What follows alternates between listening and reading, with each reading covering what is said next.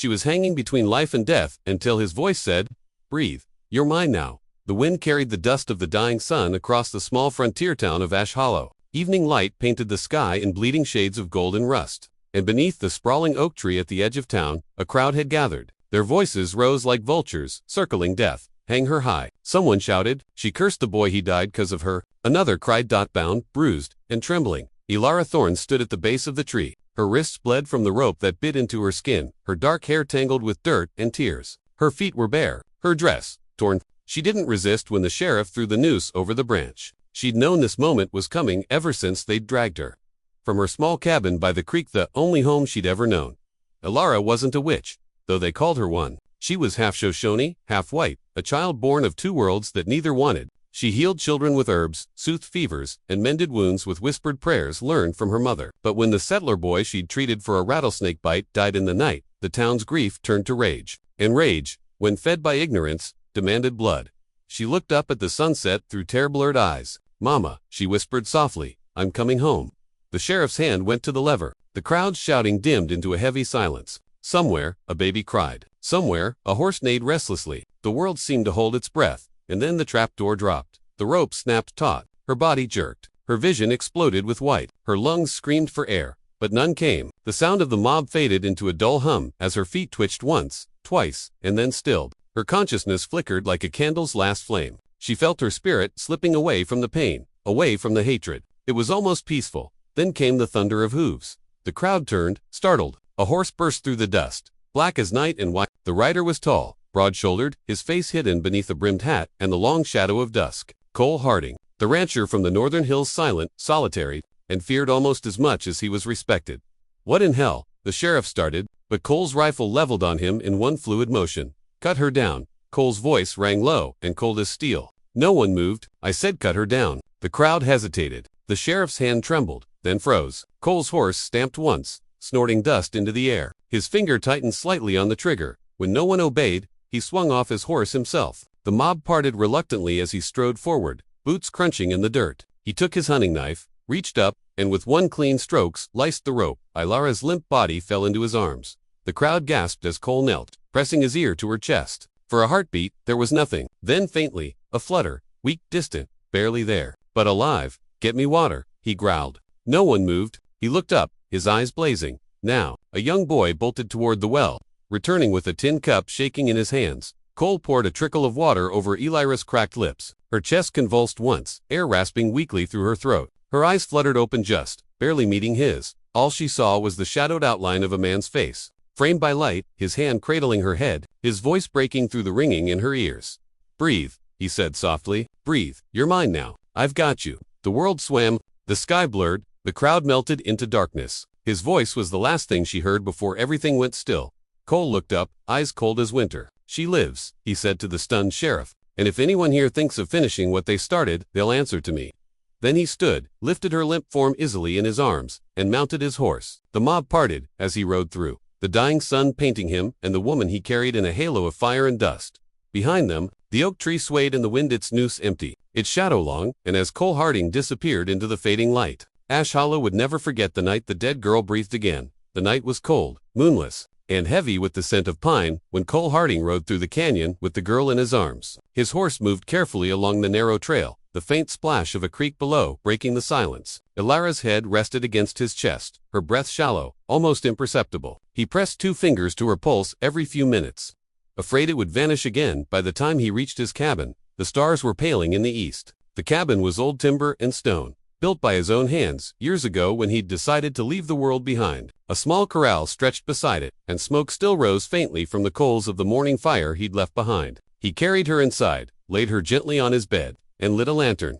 For the first time, he saw her clearly. Her face was bruised, one cheek swollen, her lips cracked and pale. Dirt and dried blood streaked her neck where the rope had rubbed raw. But even in ruin, there was something unearthly about her, something proud and heartbreakingly innocent. Cole set his jaw and went to work. He fetched clean water, tore strips from an old sheet, and cleaned her wounds with slow, steady hands. She didn't stir, only murmured faintly when he touched her throat. He bound it carefully with a strip of linen and whispered, "You hold on now. You made it this far." He mixed herbs, comfrey, and willow bark from a jar his late wife had once used. The bitter scent filled the room as he poured the liquid carefully past Ilara's lips when he finally sank into a chair beside the bed. Exhaustion hit him like a hammer. He sat there in the flicker of the lantern, elbows on his knees, eyes fixed on her chest, rising and falling in the faint rhythm of life. Cole Harding was not a man who interfered with others. He had seen enough of cruelty to know when to turn away. But tonight, when he'd seen her hanging beneath that cursed oak, something inside him had snapped. It wasn't pity, it was fury. The same fury he'd buried years ago when his wife had died under the town's careless hands, a doctor's neglect, a priest's silence. He had vowed never to look back, never to care again. But this girl half-dead, abandoned by mercy, had made him break his vow without a second thought. He poured himself a shot of whiskey, then another. The fire crackled low. Outside, coyotes howled somewhere in the hills. Sometime near dawn, she stirred. Her fingers twitched, her breath hitched, and a soft sound escaped her throat, a sound between a gasp and a sob. Cole was on his feet in an instant. He leaned over her, brushing damp hair from her forehead. Her eyes fluttered open, deep brown, glazed with confusion and fear. She blinked up at him, uncomprehending. "You're safe," he said softly. "You're at my place. You've been hurt bad, but you'll live." Her lips moved, but no sound came. She tried to lift her hand and winced. Cole caught it gently. "Don't try to talk," he murmured. "Your throat's torn up." Her gaze darted around the room, then back to him. The question in her eyes was clear. "Why?" He sighed, rubbing the back of his neck. "Because no one else was gonna save you," he said simply.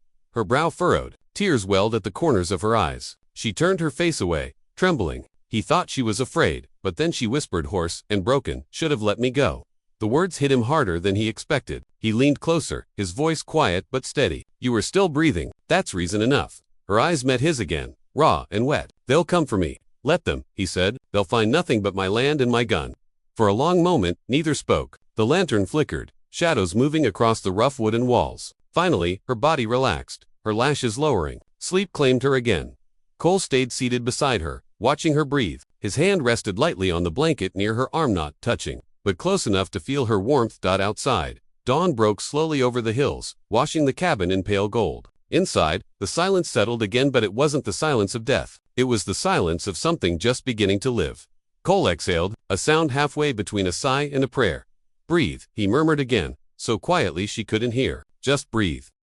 When Ilara woke again, sunlight slanted through the cabin window, tracing gold lines across the floorboards. The air smelled of pine, resin, and smoke. For a moment, she didn't know where she was, only that she was alive. That simple fact startled her more than anything. Her throat burned. Her wrists ached. Her whole body felt heavy, like stone. She turned her head slowly and winced at the pull of bandages around her neck. A low groan escaped her before she could stop it.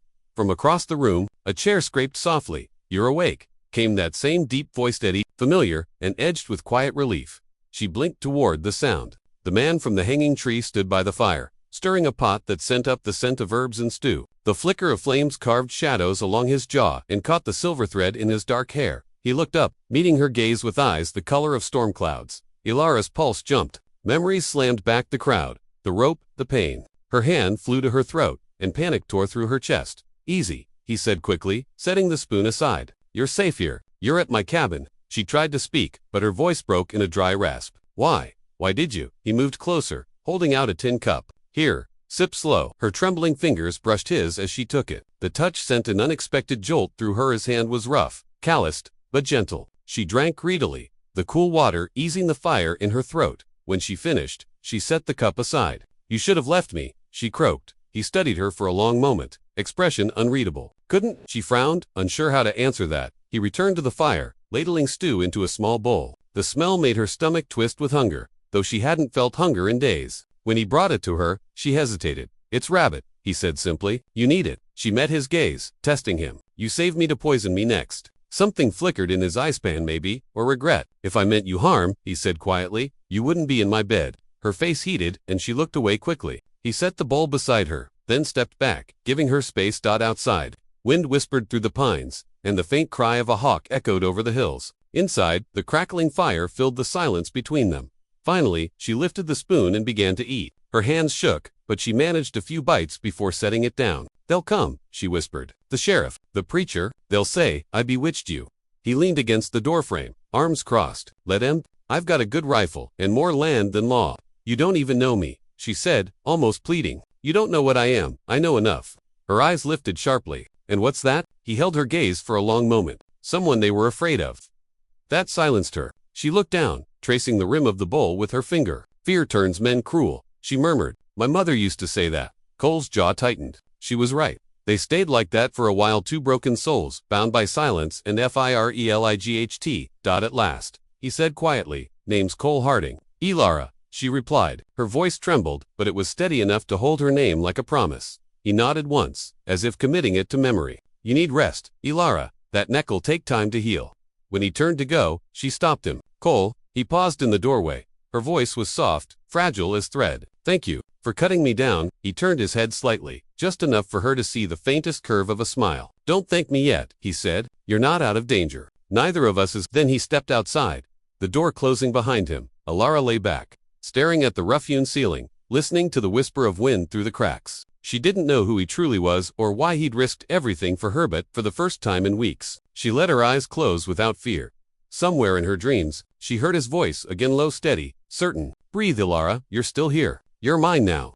3 days passed before Elara could stand on her own. Her throat still burned when she swallowed, and the bruises on her neck had deepened to violet. Yet every morning, she found herself a little stronger, and every morning, Cole Harding was already awake before dawn, splitting logs or tending to the horses, pretending not to notice when she watched him from the window. The cabin sat deep in the hills, miles from Ash Hollow. Pines crowded thick around the clearing, and a narrow stream wound through the rocks below. To Elara, the air here felt different, clean, forgiving, but she also knew the peace was fragile. It wouldn't last. By the fourth morning, she stepped outside for the first time. The cold air bit her lungs, but the sunlight felt like a blessing. Cole was by the corral, mending a fence rail, sleeves rolled up, forearms corded with muscle. He looked up when he heard the door creak.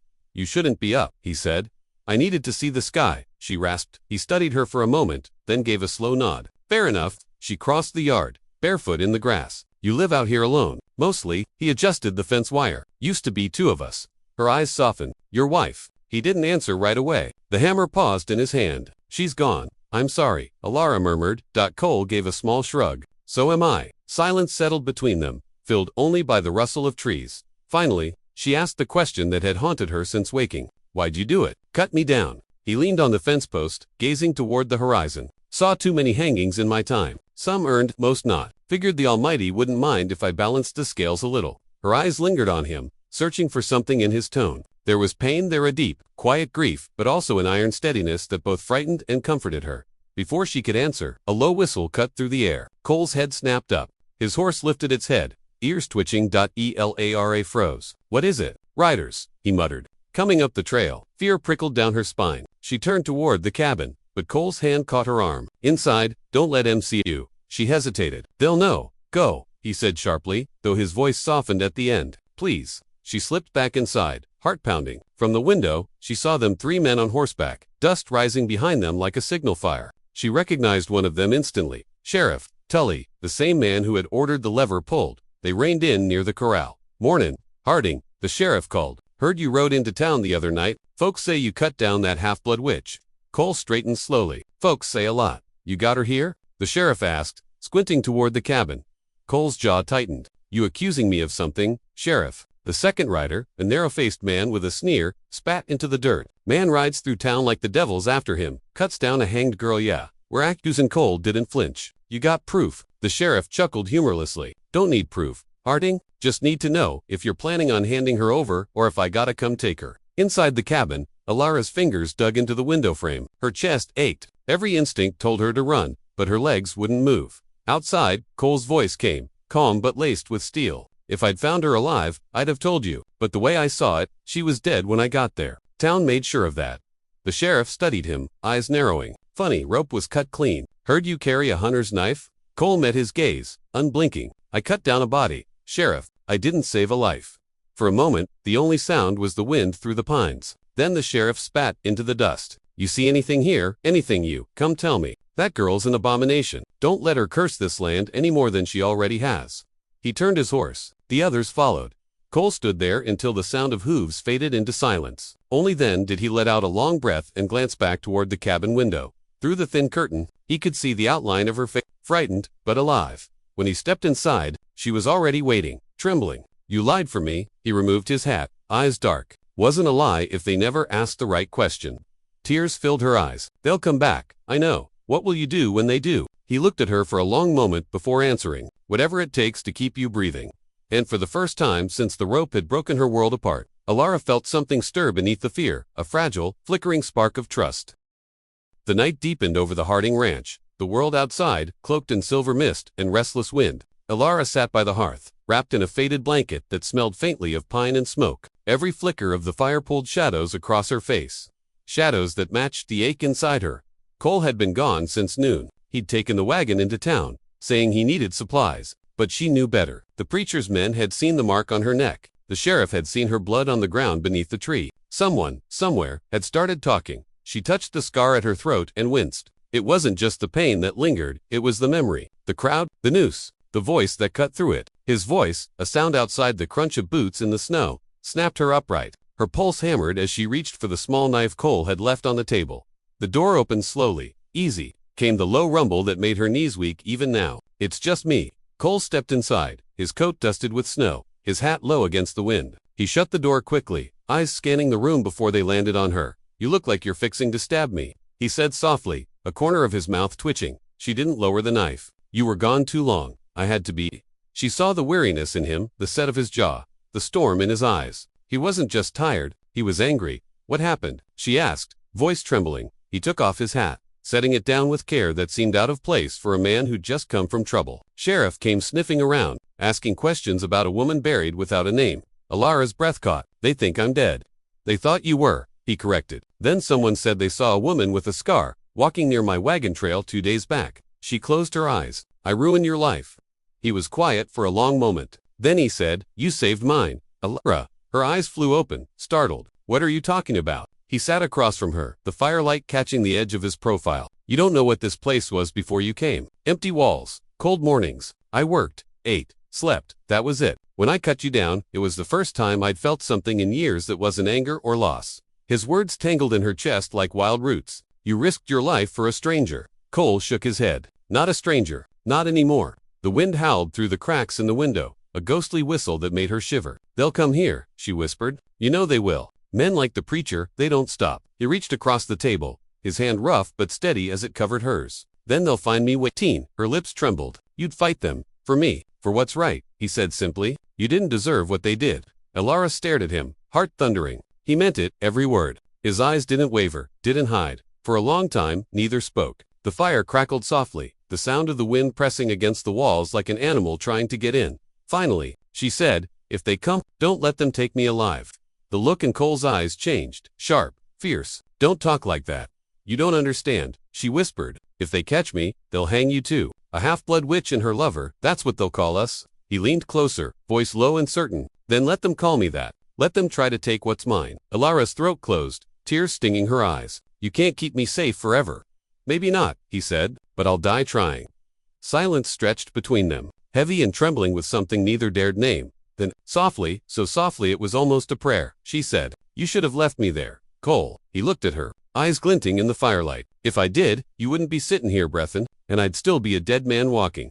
Outside, thunder rolled low over the valley. A storm was coming, one that would test everything they had left. And as Cole moved to bar the door, Alara finally realized that what bound them wasn't just survival, that it was something far more dangerous. Something that had already begun to burn. By morning, the storm had passed, but the silence it left behind was worse. The world outside the Harding ranch lay washed clean, white and cold under the rising sun. Snow clung to the branches like ghosts, and the only sound was the slow creak of the barn door swinging in the wind. Alara stood by the window, her fingers twisting the edge of her shawl. She'd barely slept. Every sound, the howl of the wind, the groan of the cabin walls had felt like footsteps drawing closer. Cole had gone out early to check the livestock, but she could see him now through the glass-broad shoulders moving against the pale horizon, breath misting in the cold. He moved with quiet purpose, but there was something different in him, a heaviness. He'd been preparing for something. When he came back in, snow clung to his boots. They're cumin, he said simply. Ilara's heart seized. How do you know? Smoke on the ridge, he replied, pulling off his gloves. Sheriff and 2 riders, maybe 3. They'll be here by noon. Her breath hitched. We should run. He shook his head. They'd track us easy in the snow. Best we face them here. She turned away, clutching her shawl tighter. They'll kill you for hiding me. Cole crossed the room, his boots soft on the wood floor. Maybe, but I'll die on my land. On my terms. He rested a hand on her shoulder, and his voice gentle. You trust me, Elo? Her throat ached. You shouldn't ask me that, but I am. She looked up at him, eyes glistening. I do, she whispered. He nodded once. Then listen close. If things go bad, there's a trapdoor under the bed. Go down and don't come up till I call your name. Ilara's fingers brushed the scar at her throat. And if you never call it, his jaw tightened. Then you keep running. Don't stop. They fell silent after that, both pretending to busy themselves with chores, though neither could stop listening to the wind, the clock, the slow, certain rhythm of approaching hoofs. By the time the knock came, the fire had burned low.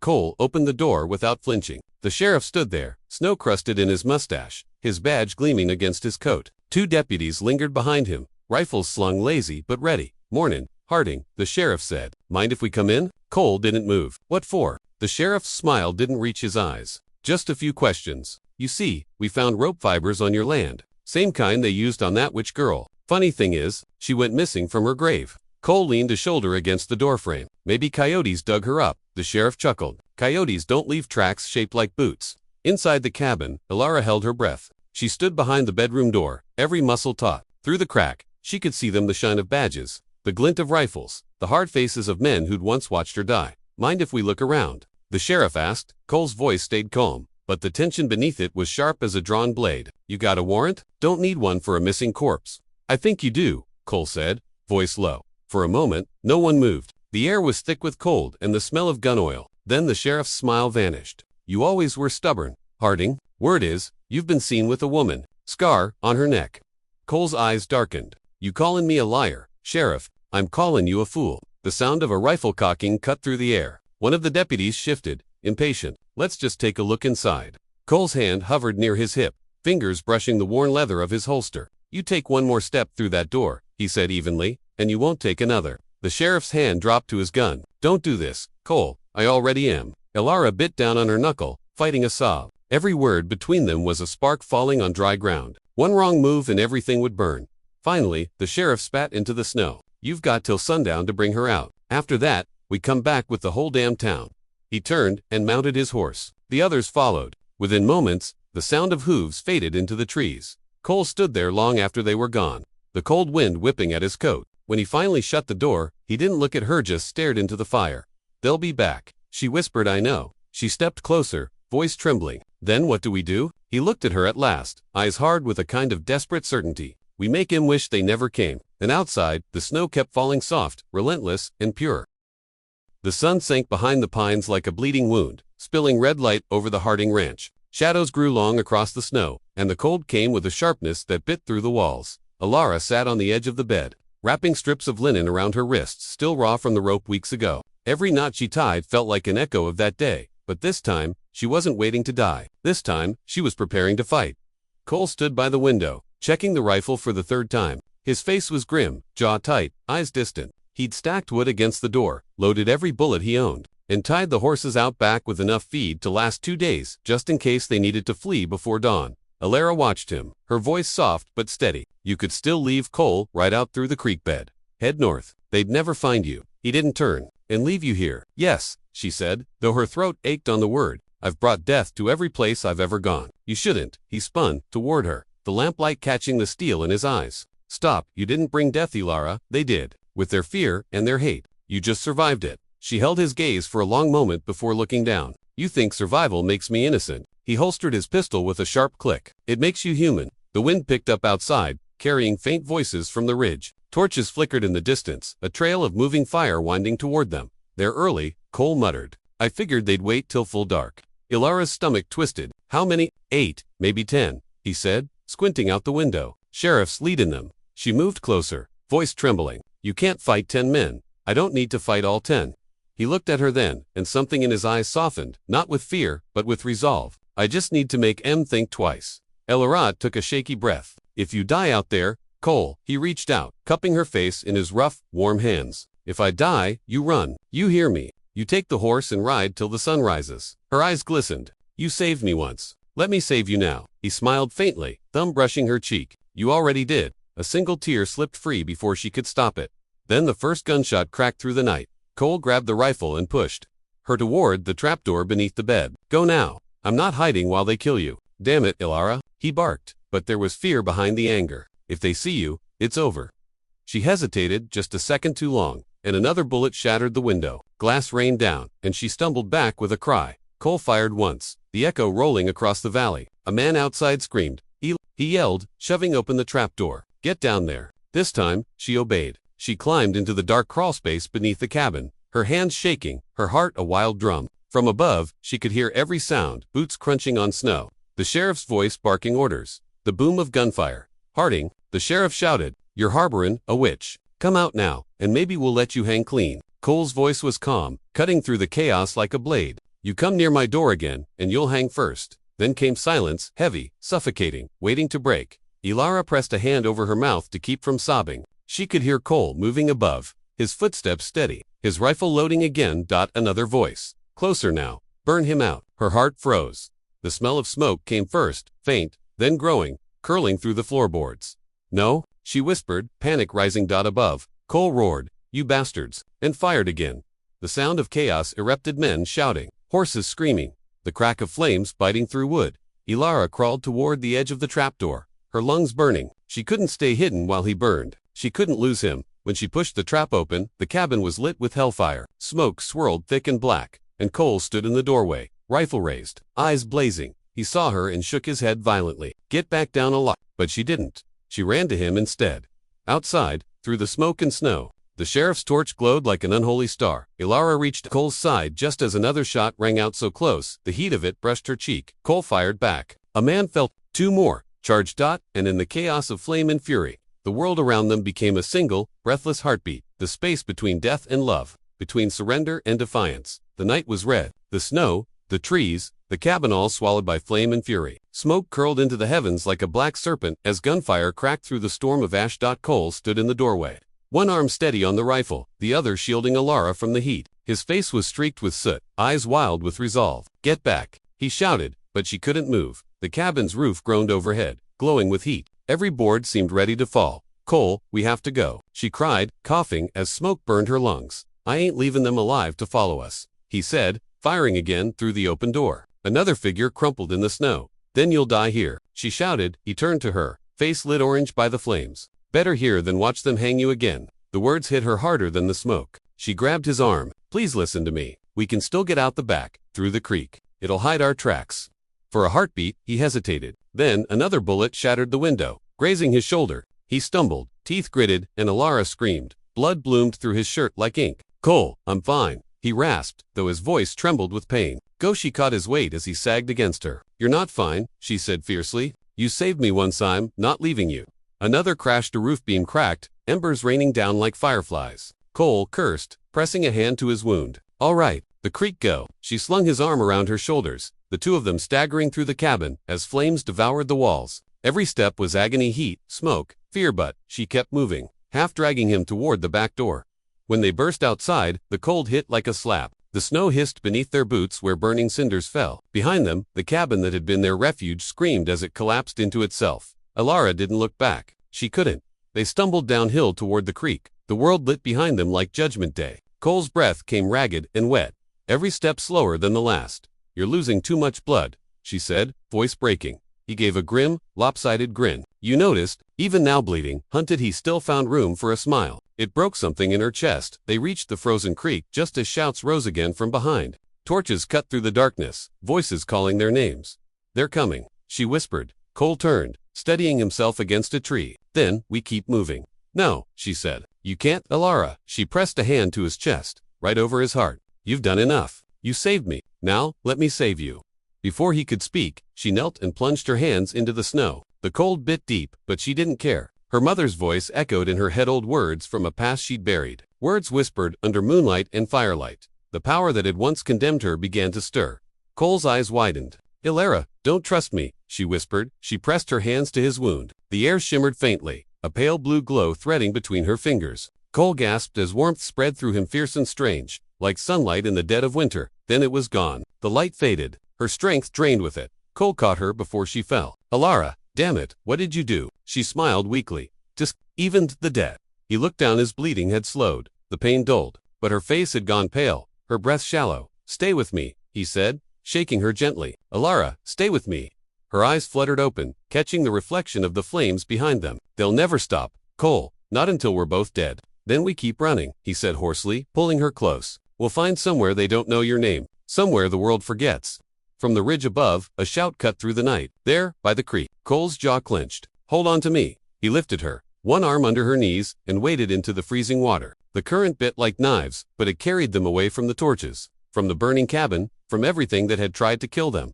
Behind them, the fire roared, devouring their past. Ahead, only darkness waited. But as the moon rose above the trees, Elara stirred faintly in his arms, whispering through cracked lips, "You told me to breathe."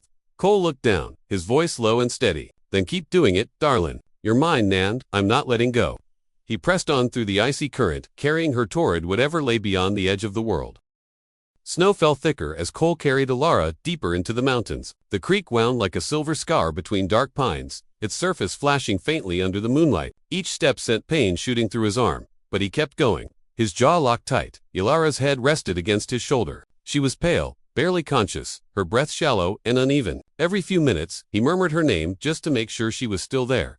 Almost there. "Sweetheart," he whispered hoarsely. "Just a little further." When he finally found the old hunter's cabin half collapsed, buried beneath drifts, he kicked the door in and set her gently on the dusty floor. The walls were cold, but solid. Shelter, a miracle. He tore off his coat and wrapped it around her. Then he started a fire with the last of his matches, coaxing sparks to life until flames licked the hearth. The warmth spread slow but steady.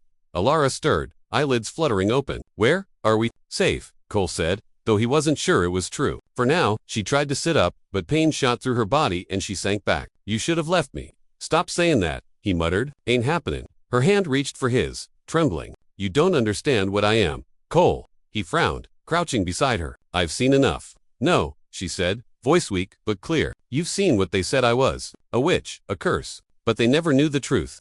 Her gaze drifted to the fire. "My mother was from the northern tribes. My father, a settler. She carried the blood of the moon. He carried the fear of it. When I was born, they said, my eyes glowed blue in the dark." Cole said nothing. The firelight flickered against her skin, turning her words into something almost sacred. "When she died," Elara continued, "I tried to hide what I could do, the healing, the dreams. But when the preacher's son fell ill and I saved him, they called it witchcraft. They said I stole his sickness to keep myself alive." Her voice broke on the last word. Cole reached out, brushing a strand of hair from her face. "You didn't deserve any of that." She looked up at him, eyes glassy but fierce. "You don't get it. The power it takes something when it gives. When I healed you, Cole, it took part of me." His heart clenched. "Don't say that it's true." She swallowed hard. "If I use it again, there might not be anything left." Cole's voice dropped, rough and trembling. "Then you don't use it. Not for me, not for anyone. You hear?" She smiled faintly, a sad, knowing curve of her lips. "You'd rather die than let me save you." "I'd rather live with you than die with the guilt of breaking you." For a long moment, neither spoke. The fire crackled softly, the storm outside whispering against the walls. The air between them felt fragile like glass, thin and glowing with things unspoken. Then Elara said, "You should know, Cole. They won't stop. The preacher, he'll tell them I bewitched you, that I turned you against God." Cole's jaw tightened. "Then let him say it. You don't understand how far they'll go." "I do," he said, eyes dark as storm clouds. "But I also know this men like that only win when good folks run, and I ain't running anymore." Elara studied him quietly, her heart aching with something she couldn't name. "You'll die for me." He shook his head. "I'll live for you." "That's harder." She laughed softly, though it caught in her throat. "You sound like my mother." "Smart woman then," he said, managing a small smile. For the first time since the hanging, she let herself lean into him completely. His arm wrapped around her shoulders, steady and warm. Outside, the snow thickened, blanketing the world in silence. Elara looked toward the moon through the cracks in the roof. Its light fell across Cole's face, soft and silver. "My mother used to say, the moon watches over those who don't belong anywhere," she whispered. "Maybe that's why she sent you to me." He tilted her chin up gently. "Or maybe," he murmured, "the moon just decided it was time someone belonged to you." Her lips parted, trembling not from cold, but from the pull between them, the quiet inevitability of two souls who'd been bound long before they met. Outside, the wind howled. Inside, the fire burned low, but neither moved. They'd survived the gallows, the fire, and the hunt. But what came next would be the hardest of all, facing a world that refused to let them live in peace. And as the moon climbed higher, Elara whispered the words she'd sworn never to speak again. "Then if death comes for us, Cole Harding, I'll face it with you." He kissed her forehead, his voice low, a vow and a promise. "Not death, Elara, not tonight, not while I'm still breathin'." By dawn, the storm had eased. The mountains stood quiet beneath a pale sky, their peaks wrapped in mist and silver light. Inside the ruined hunter's cabin, the fire had burned down to embers, casting a faint glow across the floorboards where Elara slept, her head resting against Cole's chest. He hadn't slept at all. His wound ached, but it wasn't what kept him awake. It was the silence, the kind that comes before something breaks. When the first crow called outside, Cole knew they'd found them. He moved quietly, pulling his coat back on and checking the rifle. Elora stirred as he stood. "Cole, stay down," he said softly. "They're here." Her eyes widened, fear flickering across her face. "How?" "Tracks in the snow," he said. "Wasn't enough time to cover 'em all?" She tried to rise, but he pressed a hand gently to her shoulder. "You're not fightin'. Not this time." "Then neither are you," she whispered fiercely. "If you go out there, they'll shoot you on sight." He looked down at her, eyes steady, full of that quiet, stubborn love she'd come to know. "Maybe, but if I don't, they'll burn this place with you in it." She grabbed his hand, desperation flaring. "You can't save me from the world, Cole." He brushed her cheek with his thumb. "Then I'll save you from them." Outside, hooves crunched on the frost. Voices murmured low. She heard the sheriff's drawl cut through the cold air. "Harding, we know you're in there. Hand over the witch, and we'll make it quick." Cole exhaled, calm and cold. "Ain't no witch here," he called back. "Just a woman who's had enough of men like you." A gun cocked in answer. "Don't be a fool, Cole. You can't fight the law." Cole barked a laugh. "What you call law ain't got a drop of justice in it." He stepped into the doorway, rifle in hand, the rising sun painting his figure in gold. Behind him, Elara stood in the shadows, her hands trembling not with fear this time, but with something deeper. The sheriff's horse shifted uneasily. "Last chance. Harding, move aside." Cole raised his rifle. Not a chance. The first shot came from the ridge. Cole fired back, dropping a deputy to the snow. Chaos broke loose, gunfire echoing through the valley. Birds scattering from the trees. Elara ducked low, her heart pounding. She could see Cole silhouetted against the light. Each shot he fired sure and unflinching. But there were too many of them. For every man he dropped, two more advanced. She knew then, if she did nothing, he would die. Her hands shook as she crawled toward the open doorway. The words of her mother's old songs echoing in her head, words she had sworn never to use again. "Moon above, blood below. Trade what's mine to save what's owed." "Elara, no," Cole shouted, seeing her rise. But it was too late. She stepped into the light, her hair whipping in the wind, her eyes glowing faintly blue. The men froze. The air seemed to hum, the snow around her shimmering as if caught in a breath of silver fire. One by one, the torches flickered out. Horses reared. The sheriff's face went pale. "Which?" he shouted, stumbling backward. Elara's voice rose, soft but powerful. "You called me cursed, but it was your hate that cursed this land."